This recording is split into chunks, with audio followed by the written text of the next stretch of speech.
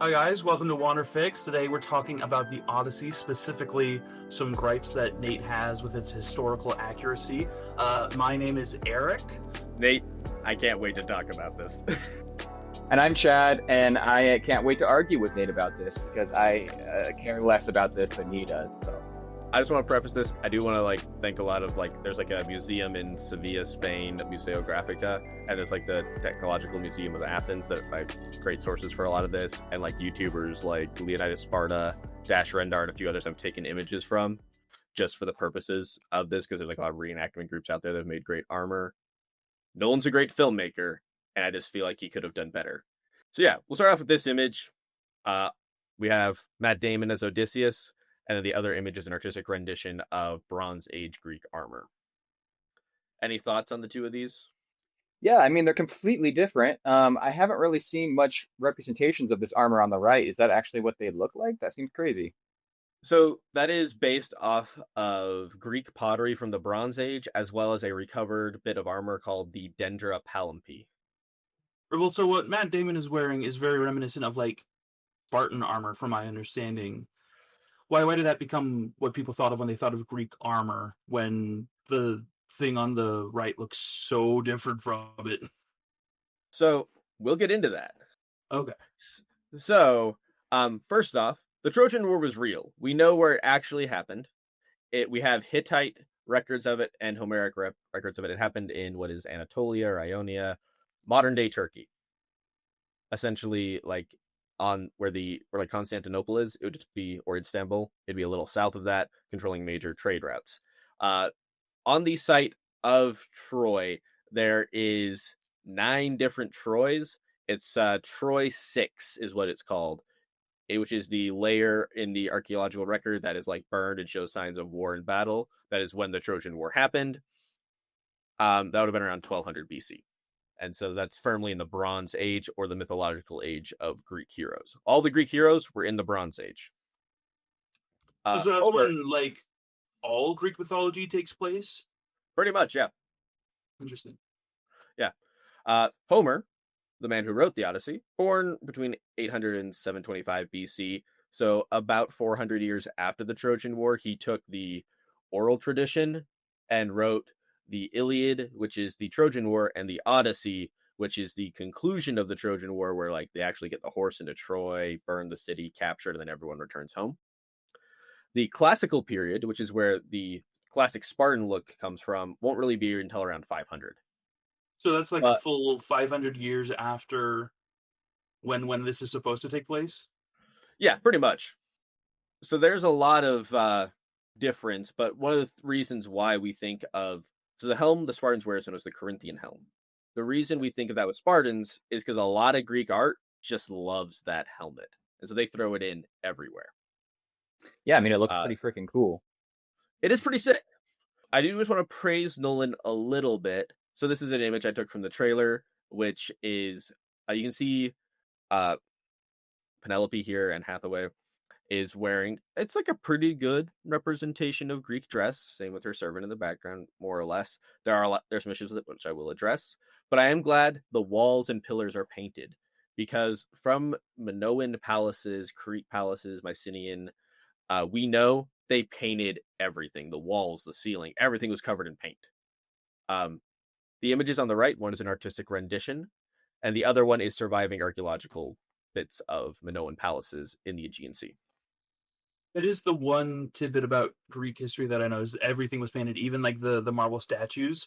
But if they were to do that nowadays, people would think that it looks weird and not Greek. Yes. Here's some more archaeological evidence of Greek. This is the interior of some Greek palaces. You can see once again painted. We got dolphins, we got lions, it's reds, blues, geometric patterns.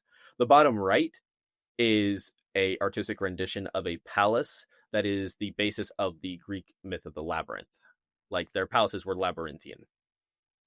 The top right image is from Mycenae, which is where Agamemnon is from, and that is the Lion Gate and the Cyclopean walls. They call them Cyclopean walls because they believed only Cyclopses would be strong enough to put the large bricks in place on the wall there. Interesting. The bottom left is an image from the trailer with a shocking lack of color. Yeah, and I feel like honestly, unfortunately, most movies are going that way. Like movies and TV shows, there's like no color, there's no, I don't know, enjoyment put into it. It's just also bland and kind of trying to fit this mold of everything recently. And I mean, that's been a staple of Nolan's style for over a decade at this point, is just real, like, quote unquote gritty, down to earth, non fantastical in any sort of way. Yeah. And so let's not brush for the little brief overview of the clothes here. Um, so we have some images from the trailer where we show Anne Hathaway, Tom Holland in what they're wearing. All the other images are artistic, are like from Greek art, from vases, murals, mosaics, and such, showing what the people wore during the Bronze Age. And we also have, in once again from a wonderful museum, uh, reproductions of the clothing that women would have worn in this time period. Why do you think they wouldn't use the clothes, like the Well, I mean, historical clothing? the first thing that comes to mind is I don't think anyone would be able to take Tom Holland in a miniskirt seriously. Like if you look at that image right in the center towards the top. Maybe we need to bring mini skirts back. Bring mini skirts back for men and make Bring it, back the toga. yeah. I I bet wouldn't you go they're that at all. freeing, But free balling it there. It feels exactly, nice. getting a little breeze.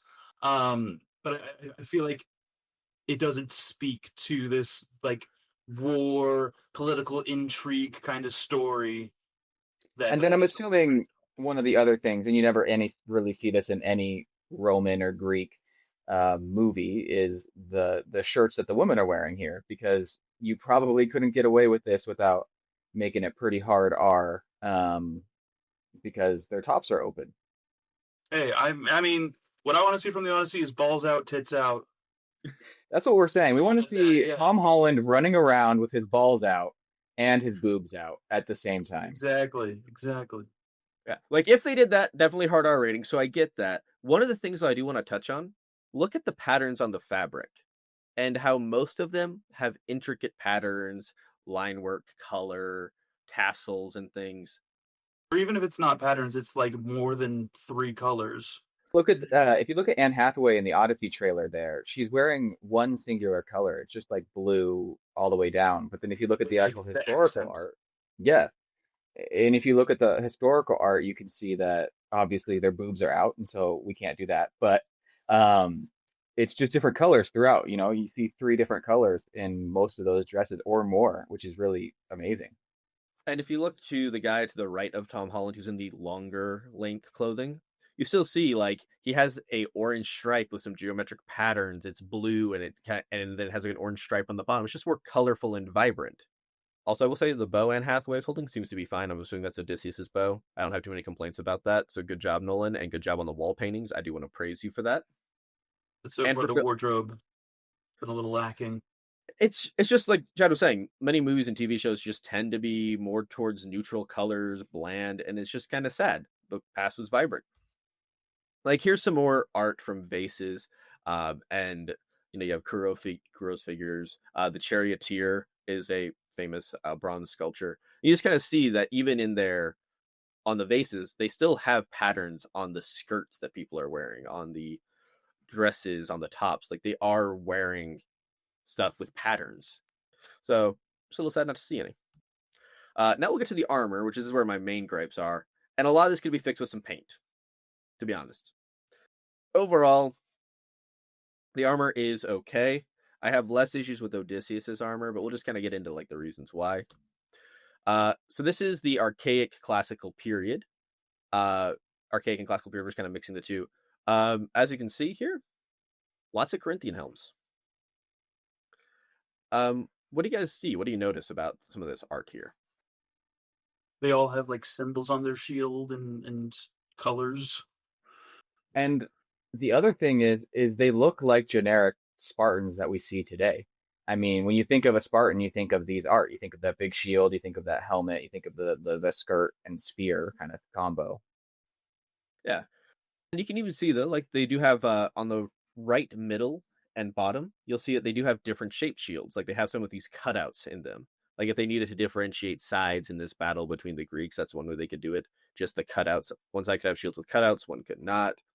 You'll see they have large plumes, but also there is a lot of detail work And the helmets, just to go back here, look at how much of the face these helmets are covering versus these classical Greek helms. They cover a lot more of the face. Yeah, There's a lot more protection. they got like the Mandalorian look helmet, in the ear, and then if you go back, they're just asking to be stabbed in the face. A little bit. Now, there are pros and cons to having more open face helms, like better visibility, better ability to hear, and so it's not inherently a bad thing. But as And we then the get, other big pro of those helmets, go back to them, is the fact that you can see the actor's face.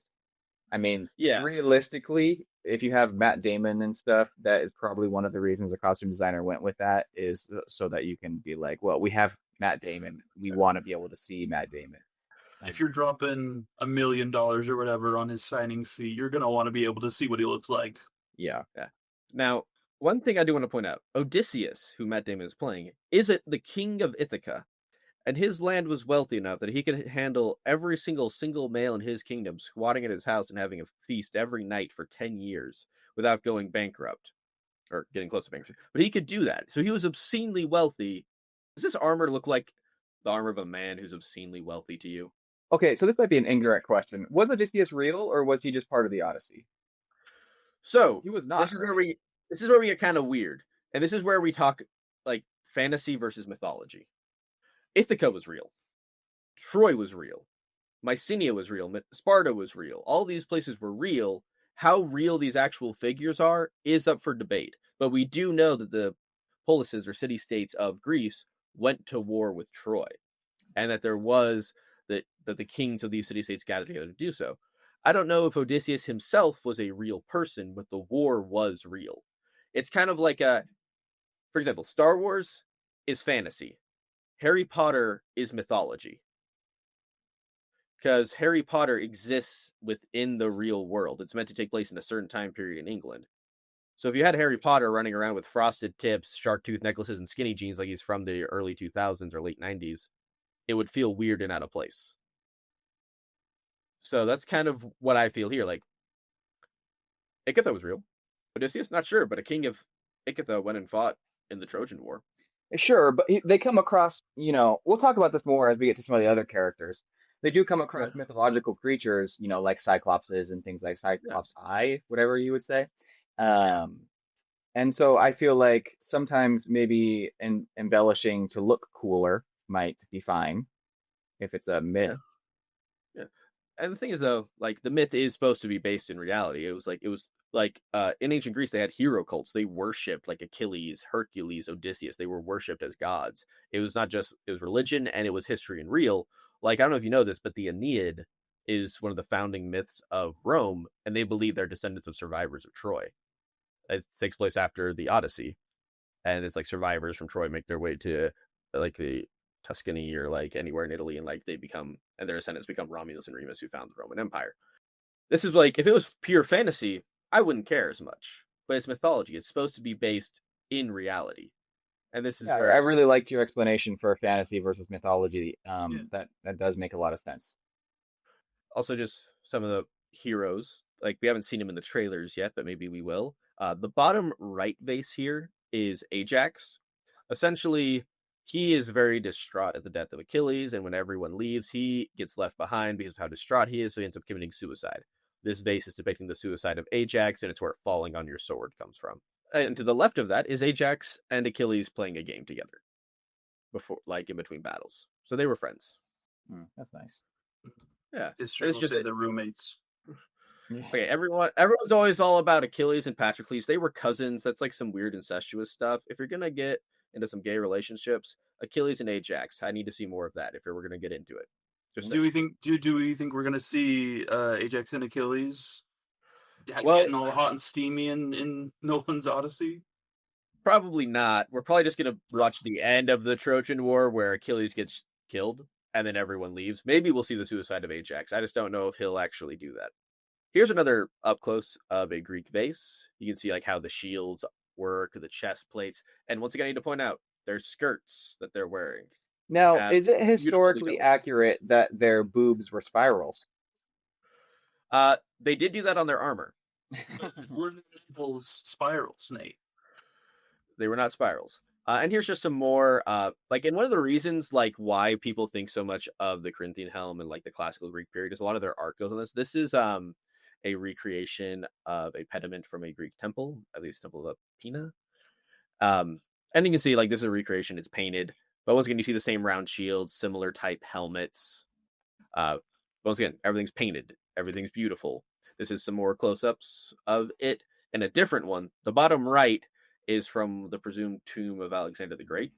Once again, colorful and vibrant. That is And I heard before that even these statues, these statues that you're looking at on the top one and then the left were colorful as well, but that paint doesn't last throughout time. yeah, And so a lot of the times we see these marble statues, and I could be wrong on this, but that everyone thinks, oh, they're just white, oh, they didn't have any color, but really they were bright and vibrant. It's just that paint over time, it doesn't last as long as obviously the marble statues do. yes. We have most of these statues, well, not most of them, but a lot of them, we have found traces of paint, and that's how they're able to do like the bottom right. The original piece is just white, but they have trace elements of paint on there, so they can determine the colors and kind of do a recreation of it.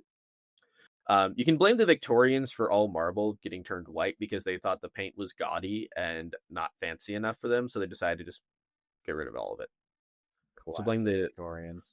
blame the Victorians for the statues being white, for arsenic, and for eating mummies. They're weird. One of the things I was thinking about is like, are you, when looking at the bottom right image, are you guys kind of able to tell who's on whose side there? Does that make does like Well, it Yeah, appears to helmets? be naked men and clothed men.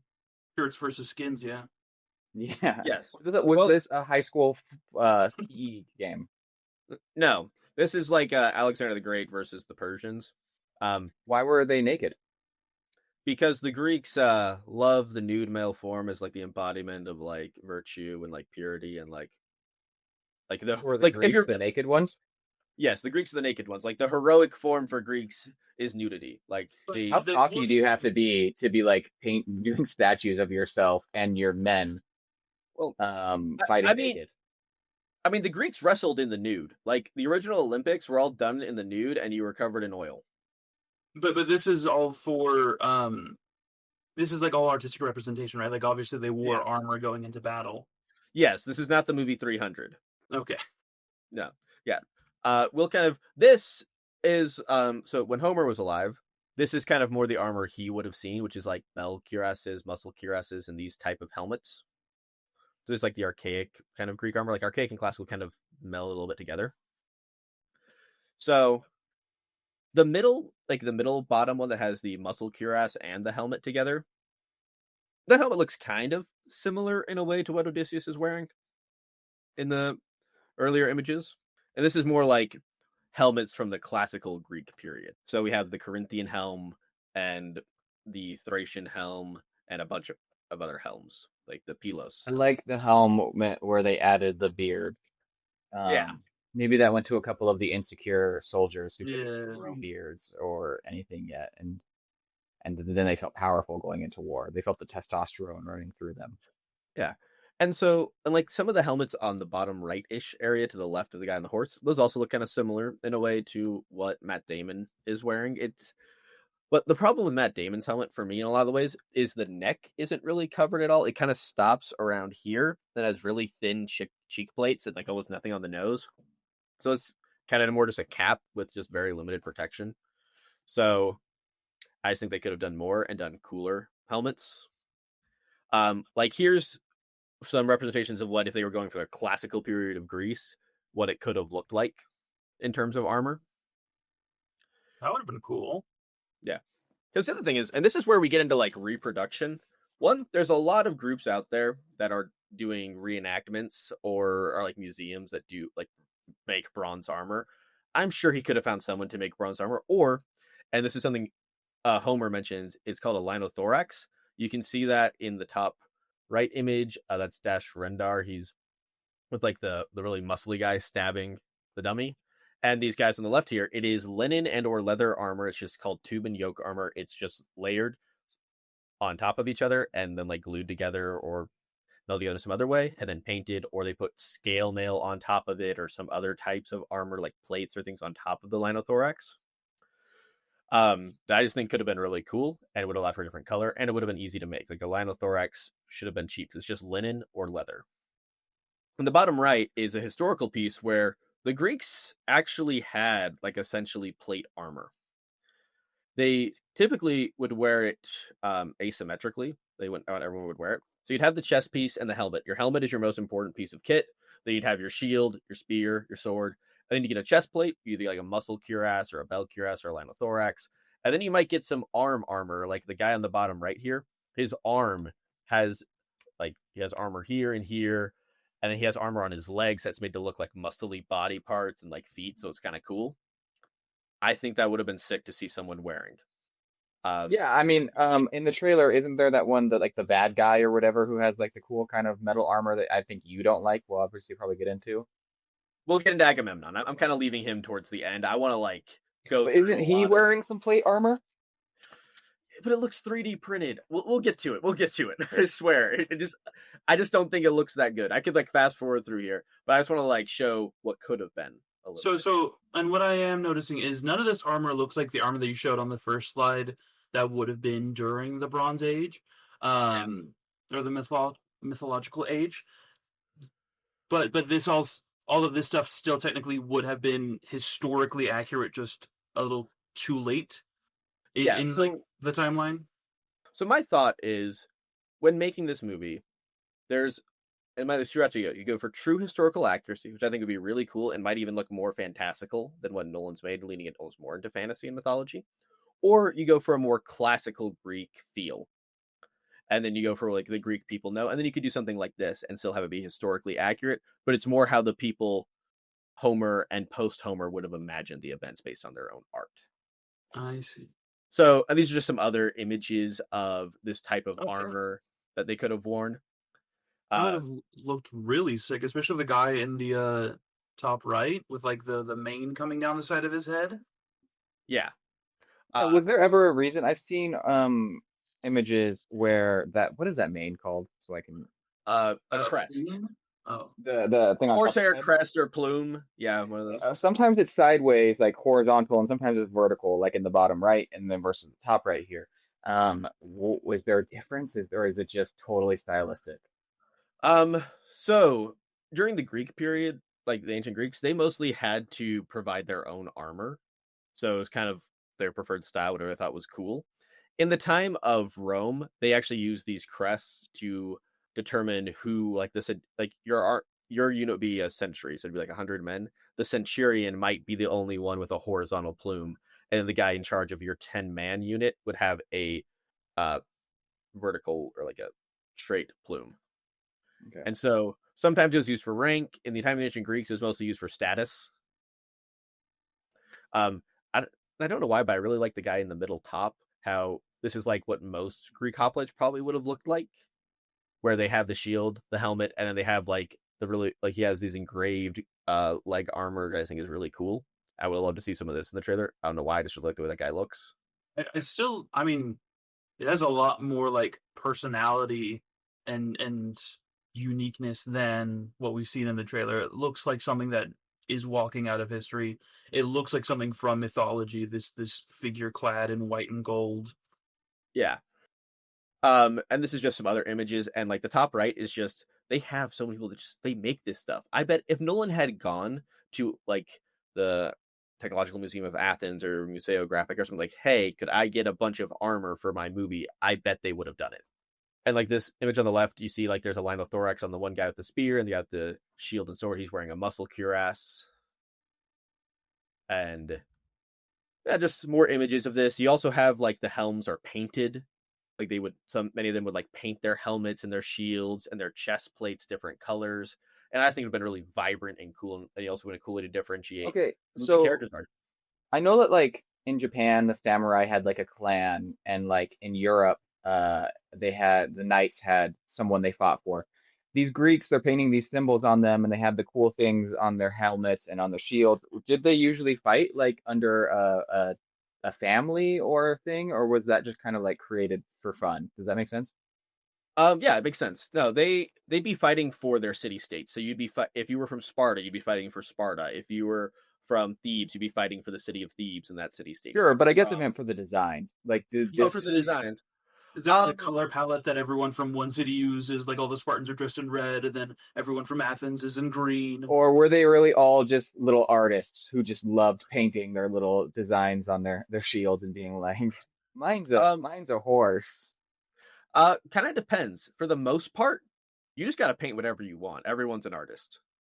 Um, but Love that. there are some theories like during the Peloponnesian Wars or like the wars between the various Greek city-states, the Spartans are known for having the lambda symbol, which is like that upside down V. And it's believed essentially that during those wars, if you couldn't afford equipment, the state would give you equipment and it would have that symbol on it. So Yeah, so most of the time it was that, or they were just literally. I love that. I mean, our army in the USA today wouldn't allow you to paint your own little Yeah. design on yeah, your things. It's like creating your emblem in like Call of Duty or in For Honor or something like that. yeah. And so I understand why for like a movie, from a movie standpoint, this might be confusing to the audience and hard to differentiate sides. In which case, Eric, like you were saying, you could just say, hey, everyone from Troy gets a cool color palette, everyone from Greece gets a warm color palette, or vice versa, or everyone from Greece is wearing a blue cape and everyone from Troy is wearing a purple cape or something. You know? Like there's Yeah. things they could do. Or also different helmets. Like Chad, the helmet with the beard that you liked is called a Thracian helm. You could have just had everyone from Troy wearing a Thracian helm or something like that. Hmm. Do we know if there's a reason why Nolan hasn't, you know, put artwork on the shields or had people paint armor other than just wanting it to look more gritty and realistic, or is it just like is it out of laziness? Is it out of a lack of knowledge? Like, is this? Do we know why? So my thought is, I don't know. Nolan confuses me. And because he's a great director. I don't get me wrong. I love his movies. He's done a great job. Some of the most influential films of our time, Inception, the Dark Knight trilogy, Oppenheimer, great films. But he has a specific style, and I just think he prefers that over anything else. Mm. But he's filming in the Mediterranean, which is weird. He's filming on site. In the pictures of Anne Hathaway and Matt Damon as Odysseus, we see in the background painted walls, which is historically accurate, which is really cool to see. So he's doing some of these things that are cool and historically accurate. Then he does others that just baffle me, and I don't get why. Yeah, I So mean, it just doesn't fit his style. So he's changing history to be kind of what he wants. yeah, It's and so not this is just not dark and gritty enough for me. yeah, and so this is Bronze Age. This is like the armor they probably would have actually been wearing, which is like boar teeth helmets and the Dendra Palampi. The middle image here that looks all old and decrepit is the recovered Dendra Palampi. The top right is a vase from this period where you see, unlike the Vikings who did not have horned helmets, the Greeks actually had horned helmets. Interesting. Was it just a design choice? Like there was no real purpose to them, right? No, just look cool. Yeah. And in here, Same I've thing. included some of these that aren't exactly from the Bronze Age. I didn't know where else to put them in this presentation. But on the bottom right are some really cool linothoraxes again, like the one of a recreation of the one of possibly Alexander the Great War and a few others, just to show like the variation you could have had even doing the cheaper armor, the linen armor, with just some scales added or paint or colors that could have made it really cool. The bottom left, we have some artistic renditions of what Bronze Age armor could have looked like. This is on the right here is from a museum in Athens, and these are recreations of recovery. There's like a recovery in Thebes from, I don't remember if it was like a shaft grave or what, but they recovered some items of Bronze Age armor, and these are the recreations of what those armors could have looked like. That is crazy. That looks so you're saying this is Greek? This is Greek. This is ancient Greek. This is the mythical Bronze Because Age. that doesn't look like any, obviously they don't really probably do a lot of the research, but it doesn't look like any Greek movie or really things that Yeah, I've seen before. I was gonna I say. mean, honestly, it has a lot of Asian influence to it. I was gonna say if you had given me 10 guesses to figure out what this was without any context, I wouldn't have guessed Greek. I probably would have guessed like Eastern Asian, maybe Yeah, Mongolian or something like that. exactly. Yeah, That's what I was which thinking. It totally looks like I don't know, like a high-ranking Khan or something, like Yeah, yeah. Well, this is one of the things. The ancient world, it was more interconnected than we think, though, it's sometimes we over exaggerate the interconnectedness. But one of the theories about why the Trojan War is so important is because it lied on the trade route connecting Greece to Western Asia and like the Turkic peoples. And a lot of this armor, like some theories lie because of like the way it's shaped. Maybe it was just for riding chariots and like it wouldn't be the most mobile. But on the left, you see there are a couple images of guys in Bronze Age armor fighting, showing that like you can fight with it on foot. It'd be really heavy, but because of the way they did articulation, everything would work. But yeah, you're right. It is very akin to lamellar armor, which we see the Mongols and the Chinese wearing. I just think it's really cool, and the horns are crazy. Yeah. And then we have some, and this is another gripe I have of like why things need to be set in the age they're set in. In the Odyssey, one of the ways Odysseus is, when he gets home, proves that he's Odysseus is shooting an arrow through a line of axe heads. Where in an axe head would you shoot an arrow through? I don't know. Actually, no, this one it's the axe that you have on the bottom left. That's the axe Yeah. that they had back then. Is they actually had holes because you don't need metal there. You know, it's just a waste of resources. So they had it between the shaft and the blade. Yep, it had to do with the way bronze weapons were made. So that's an epsilon axe, and so the epsilon axe has holes in it. A modern axe heads from the Iron Age wouldn't. So, like, it's confusing. You watch. There's an old Odyssey movie, I want to say from like the 60s or 70s, where to get around this, they have these massive two-handed axes, and on the bottom of them, they just have these little circles that he shoots through. He doesn't even shoot through the axe head. He just shoots through a circle on the bottom of the axes. It probably is exactly why Nolan is doing this because again, like we said, if you had put this armor on screen in front of a bunch of people who didn't know Greek history, they would not have assumed that the people dressed in these armors were Greek. Yeah, which is why I can understand the rationale for wanting to go the more classical route and do like the Corinthian helms and like the classic Spartan kind of look. I can get that. I'm just a little sad because we know more about the Bronze Age now than ever before. And it would be really cool to see it depicted properly. Because I think most people aren't studying their history. The history they learn is from movies and TV shows.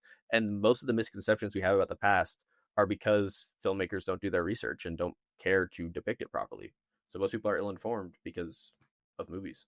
I mean, Yeah, I mean, it's true. I mean, that's what I said earlier when you first pulled up this slide, is that I have never really seen this armor for Greek before, because every Greek movie I see is the more hoplite looking, like the big shield, spear, 300 almost looking kind of Greek soldier. The shredded six-pack. They all have shredded six packs and were greased up at all times, I think. And so I do want to shout out, I found this artist on Instagram, the Spaug. I hope I'm pronouncing that right. But he did some artistic renditions of what some classic Greek figures might have looked like in the Bronze Age, just as his own artistic style in doing it. And I think if you did something like this, it would still be recognizable and still really cool. Yeah, I think this is interesting because for some reason men are so afraid to show their thighs. A lot of people who are interested in men like thighs. Um, and so I think if we brought this back, these short skirts, I think it might go really well. like we said, balls out, titties out. Literally. Yeah. You can see here, like in this artistic rendition, like there's a lot of detail on the armor and in the clothing. There's like little geometric pattern type things and stuff that I just think are really cool and that Nolan is missing out on. I really thought this artwork was awesome. Also, side note, boats. I'm assuming people don't know anything about the boats of the Greek period. I know Did nothing. you guys- Yeah, nothing. So I played Assassin's Creed Odyssey, and you have a boat at one point. And that's it. awesome. Do you guys know what a Viking longboat looks like? Yeah, it looks like those, right? The ones on the left here are the ones Nolan's using in the Odyssey. He got them from a museum in Norway. And, they're using Viking longships. I understand the ships on the right, which are like biremes and other types of Bronze Age Greek vessels, might be harder to come across. But if we're going for the classical Greek feel, the Greek Navy has a functioning trireme, which is the classical Greek ship of the classical period. He could have just used this. They're literally one of these images of them like allowing people to like go on a tour and row a trireme. I think they would have let him use it. It's called the Olympias. Why did they use the ships from Norway and not this? Is it again just for aesthetics? Was it like convenience? Was the Olympias not available during the time that they were filming, or I don't know. So I know he's also filming in Iceland as part of this because everyone wants to go to Iceland and like Norway and stuff for mythological things, because apparently all mythology is Viking. So maybe that's why. But I It think this still would have been looks, cooler. yeah. Also, just very different. Like the Viking ships are very low in the water. You can see here that like this is higher in the water. Just Yeah. very different profile.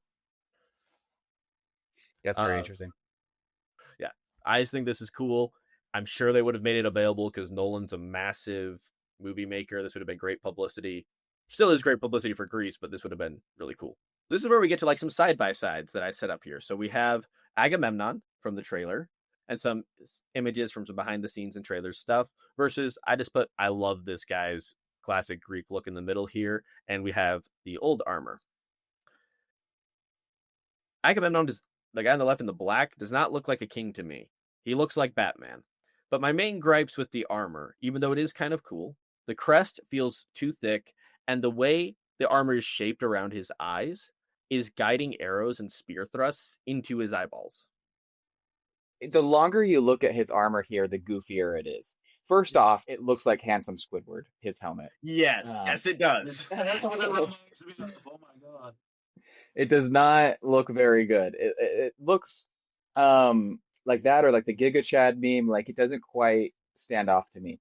And then the second thing you said is you're right. Like if you look at where his eyes are, where those holes are, the divots are perfectly like if you poked him with the spear would go directly into the eye because they'd be perfectly directed into there. So it's just not even functional either. So the only functionality of this is to look like a Giga Chad, which I think I understand actually. So. Like I understand it.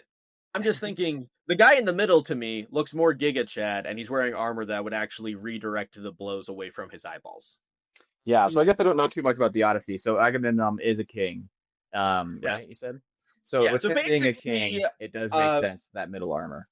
yeah. The other thing is the story of the Odyssey is Agamemnon. He's making peace with Troy. The princes of Troy are there. One of them seduces his wife Paris, and and she leaves with the princes of Troy and goes home. And then Agamemnon figures out what happens, and that a dude that he was making peace with decided to steal his wife, and he's like, well, I'm just going to gather everyone I've conquered and who is subject to me, and we're going to go burn Troy to the ground. And then they're like in a 10-year-long siege at Troy. So, Yeah, Agamemnon isn't a villain in the Odyssey. No, in the Odyssey, people praise him. When he gets back, he gets killed and stuff, but like, and he is kind of like a antagonist of sorts to Achilles, but he's not. He's supposed to be this powerful warrior king.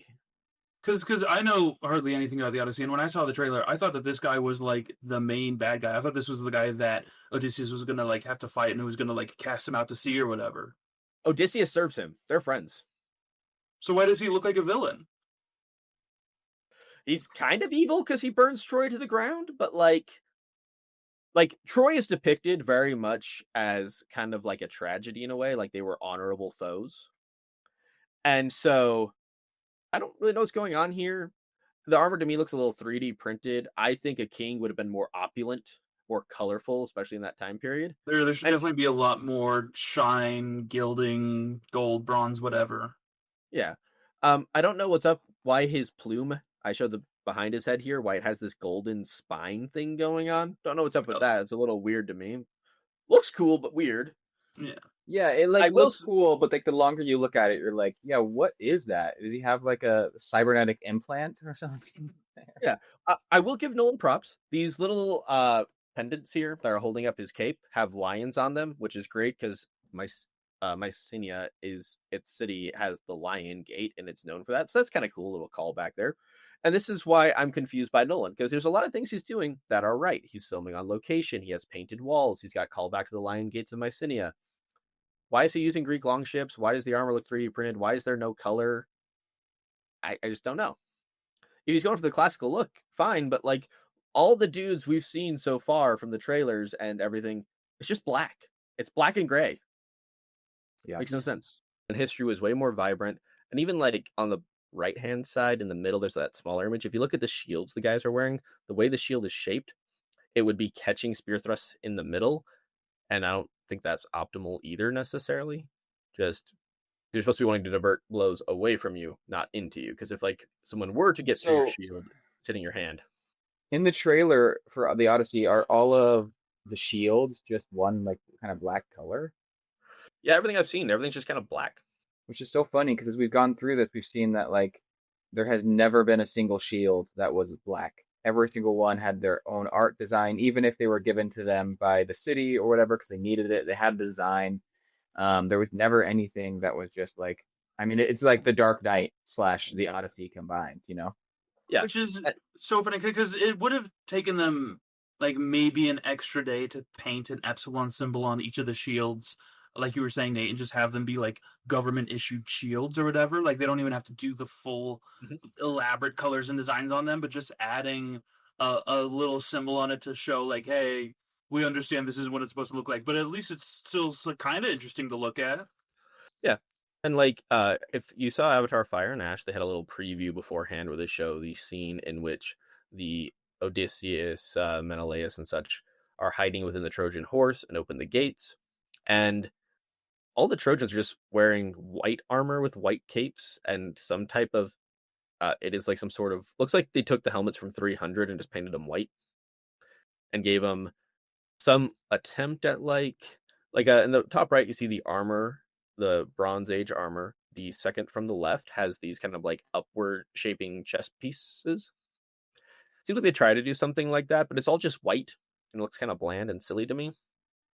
um I will praise Nolan for that preview because it did look really cool. Like there's this part where they're in the Trojan horse and these guys are stabbing into the horse to see if like it's a trap, and one of the people hiding there gets stabbed in the shoulder, and a guy clamps his mouth to keep him from screaming. Another guy grabs him to hold him still, and a third guy wipes the blood off the blades. He gets pulled out of his shoulder so no one realizes there's anyone in the horse. And with the music and the tension, it was fantastic. That whole scene, very well done.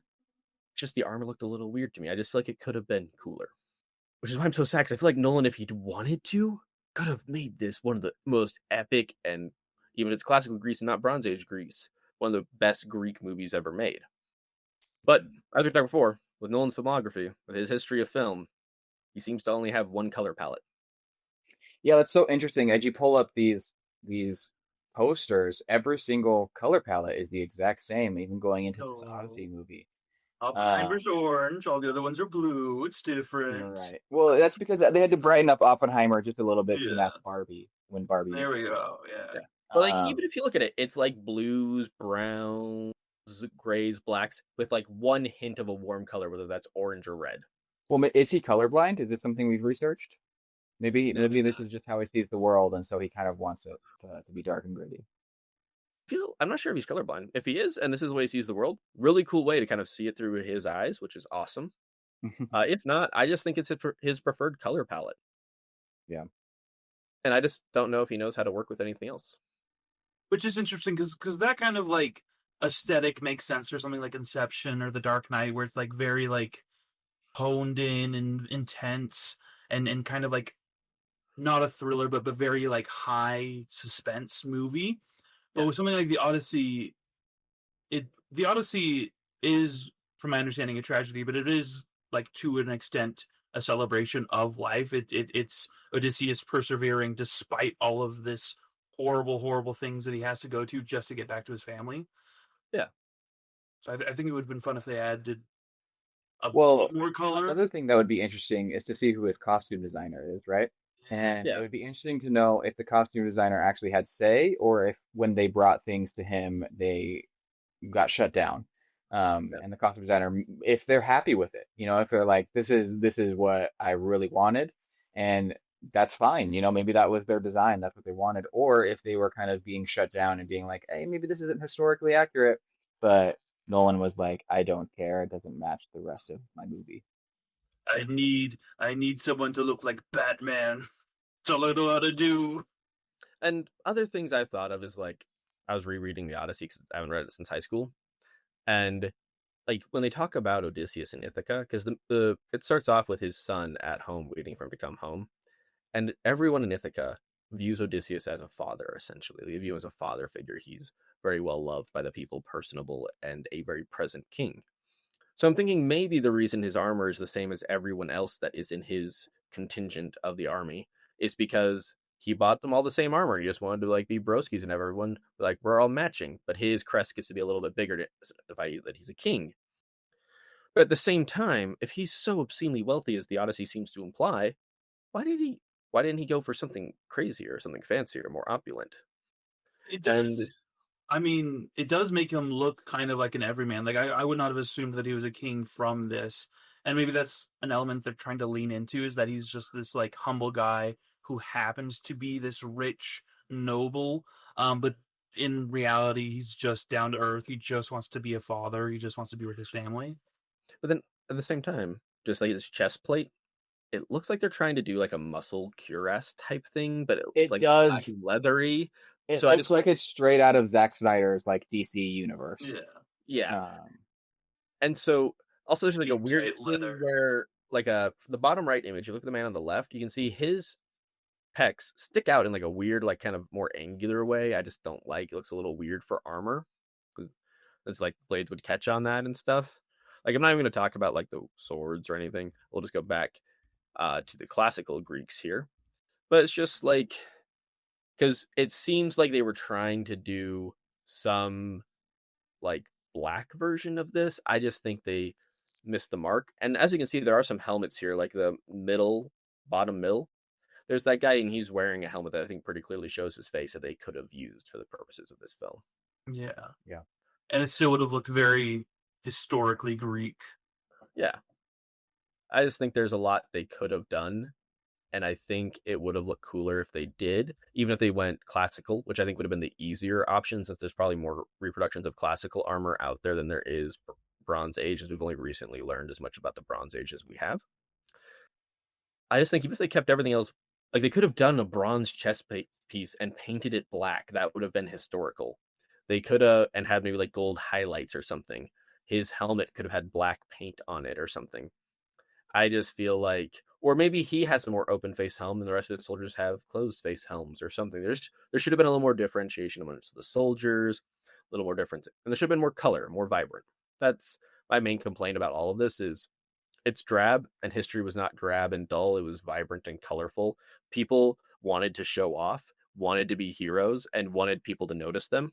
And I think it's sad that we aren't like highlighting that anymore. Yeah, and I feel like a part of it might even go to the small part that people nowadays might see that colorful armor and be like, well, that's not historically accurate when it is, because we've been so conditioned to this kind of darker, oh, well, they didn't have color back then. They didn't have all of this stuff. So, Whereas like for example, we saw purple out in the Roman Empire, that'd be royalty, and purple was specifically the royal color, and almost no one else could use it, but everyone would use every other color they could think of. But to your point, there are people in like medieval reenactment groups that when they go to events, people come up and tell them they're not historically accurate because their outfits are too colorful. Because, and I've talked to some friends about this, most people I know, like coworkers, friends, don't really study history, don't look at the real details of it. They just accept whatever they see on the screen.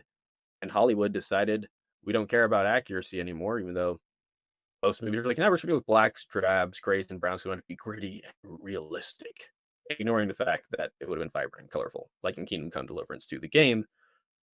That's a pretty vibrant and colorful game. What do you guys think? Do you think Nolan will still do a good job with the Odyssey? I mean, I don't think he's going to do a bad job. I don't think he's going to do the greatest job, given what I've seen. It seems like he might be prioritizing aesthetics a bit more than consistency or story. and I mean, that's the thing that's pretty consistent with his filmography is just kind of going for the aesthetic, right? Um, they look cool, they look good. They all look the exact same, but they look cool, they look good, even if they're not historically accurate. And I think he knows that, and so he's just like, I'm gonna do my own thing. This is where I'm conflicted. He's a great director. As we can see, he's made great films. Interstellar, Dunkirk, The Prestige, Inception, Dark Knight, Oppenheimer. They're great movies. I just don't like I'm just conflicted because I'm gonna be watching the Odyssey and he might have some great scenes and dialogue, and all of a sudden I'm seeing a Viking longship in the Aegean and I'm just confused because I'm like, wait, we're Vikings now? Yeah. It would take you out a little bit if you know about it. Yeah, and so that's my complaint. I just feel like it's there's going to be things that constantly just take me out of the experience, and I want to be immersed. I want to be sucked in. I want to disappear into the world of Greek history for for a few hours. What do you guys think about the Odyssey, about the trailer? Do you think it's historically accurate? Do you think it's going to turn out and be good? We've talked a lot about this, but we want to hear your thoughts too. So thank you guys for tuning in, and we'll see you next week. See ya.